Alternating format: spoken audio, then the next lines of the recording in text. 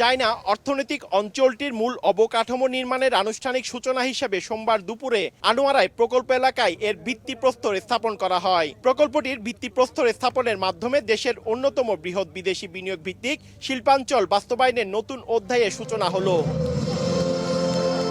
অনুষ্ঠানে উপস্থিত ছিলেন অর্থমন্ত্রী আমির খসরু মাহমুদ চৌধুরী, স্বরাষ্ট্রমন্ত্রী সালাউদ্দিন আহমেদ, বাংলাদেশে নিযুক্ত চীনের রাষ্ট্রদূত ইয়া ওয়েন ও বাংলাদেশ অর্থনৈতিক অঞ্চল কর্তৃপক্ষের নির্বাহী চেয়ারম্যান আশিক চৌধুরী। কর্ণফুলী নদীর মোহনায় আনোয়ারার বেলচুরা এলাকায় প্রায় ৮০০ একর জমির ওপর গড়ে উঠবে অর্থনৈতিক ও শিল্পাঞ্চল। টানেল থেকে মাত্র ৪ কিলোমিটার দূরে অবস্থিত প্রকল্পটির অবকাঠামো উন্নয়নে ব্যয় ধরা হয়েছে ৪,১৮৯ কোটি ৪৬ লাখ টাকা। এর মধ্যে সরকারি অর্থায়ন ১,৭২২ কোটি টাকা এবং চীনের প্রেফারেন্সিয়াল বায়ার্স ক্রেডিট ঋণ থেকে আসবে ২,৪৬৭ কোটি টাকা। ১৮ মাসের মধ্যে প্রথম কোনো কারখানা এখানে উৎপাদনে যাবে বলে আশা বাংলাদেশ অর্থনৈতিক অঞ্চল কর্তৃপক্ষের নির্বাহী চেয়ারম্যান আশিক চৌধুরীর। ফোটানোর ঝামেলা ছাড়াই নিরাপদ পানির জন্য ঘরে আনুন পিওরিট। কল করুন 16627।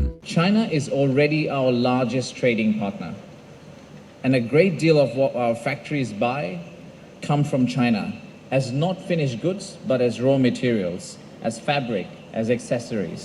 ২০৩৪ সালের মধ্যে $1 ট্রিলিয়ন অর্থনীতি হবে সরকারের সবচেয়ে বড় পদক্ষেপ উল্লেখ করে অর্থমন্ত্রী আমির খসরু মাহমুদ চৌধুরী বলেন, চায়না ইকোনমিক জোনে $1 বিলিয়ন বেশি বিনিয়োগ হবে, ১ লাখ মানুষের কর্মসংস্থান হবে বলেও জানান অর্থমন্ত্রী।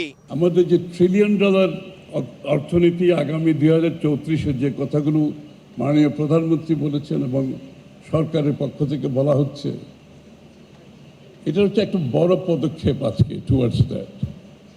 এটা আরো একটা বড় পদক্ষেপ যে আমরা 1 কোটি চাকরির কথা বলেছি, এখানে 1 লক্ষের অধিক লোক চাকরি করবে। এদিকে বিদেশি বিনিয়োগকারীদের সর্বোচ্চ নিরাপত্তা নিশ্চিত করার অঙ্গীকার স্বরাষ্ট্রমন্ত্রীর। Investors, let me be clear, Bangladesh is open for business.